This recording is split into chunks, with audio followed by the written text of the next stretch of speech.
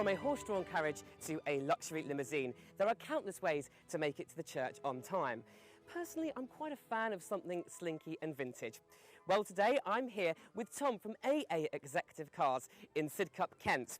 They have an array of cars on their roster, including a pre-war taxi and a vintage car made in 2007. Tom, first of all, can you please tell me, what is the Beaufort? The Beaufort is a kit car, which you buy the kit, you have to buy a separate engine and chassis, and you have it built now. So you get the modern luxury, but with the car looking like the 30s. So when a bride is trying to decide on a car, how exactly do you guide them? I listen to what their requirements are first, and then we guide them, because a lot of the time they don't realise what are the advantages on the day of having a big car, for instance. They worry about their dress, creasing it, so you need a big entrance to the door, maybe a wide step to get in, subject to how many bridesmaids they've got. It all depends. Everyone is an individual case. So have you had any funny happenings on your back seat? We did have a wedding a few months ago where the bride found that seemed to be the time to tell the groom that she was pregnant and it wasn't his.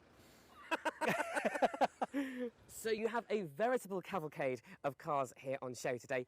Take me through the catwalk. Right, this particular car that I'm standing next to now is a 1930 Rolls-Royce limousine. It was built in Manchester by Cockshute. They only made 2 of them, so it is a very rare car. The advantage of this particular model is they made an extra high roof so that you don't get the oblong windows you get on so many vintage cars, and it gives more light inside. You've also got a double width part for getting into the car on the running boards so that you can balance rather than tipping over. Because it's a limousine size, you've actually got the wheel arch which is past the door, and the other advantage of this particular car is you've got the third window at the back, so you're not sitting behind a pillar, you can be seen and you can see out. These are the 2 Roadsters. They are the 1930s style cars. They are actually built in the 60s in America, and they are copies of the Model A Ford, which was built in 1930. They are the only 2 that we know of in the country, so they are very rare. They're both in immaculate condition. They're absolutely beautiful, and this one is perfect for a summer's day like this. In weather like this, they're absolutely perfect. They make so many great photograph opportunities, and people always crowd round them at weddings because they haven't seen anything like them before. The other car that we brought along today was the 1947 Mark IV Jaguar.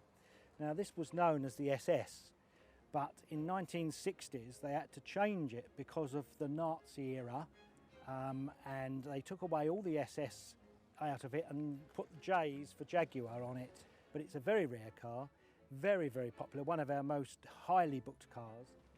This is our 1962 Rolls-Royce Silver Cloud.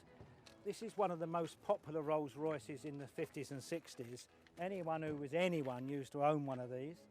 They were one of the last models that Rolls-Royce made that still had elegance and shape.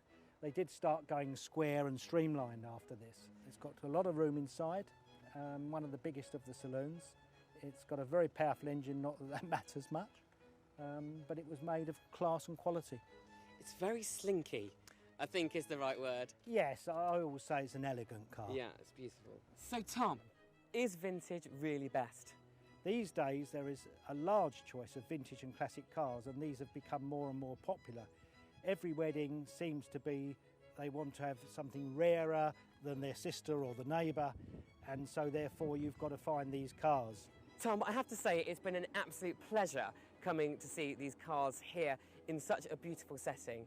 Thank you so much for joining us on Wedding Breakfast. Thank you very much.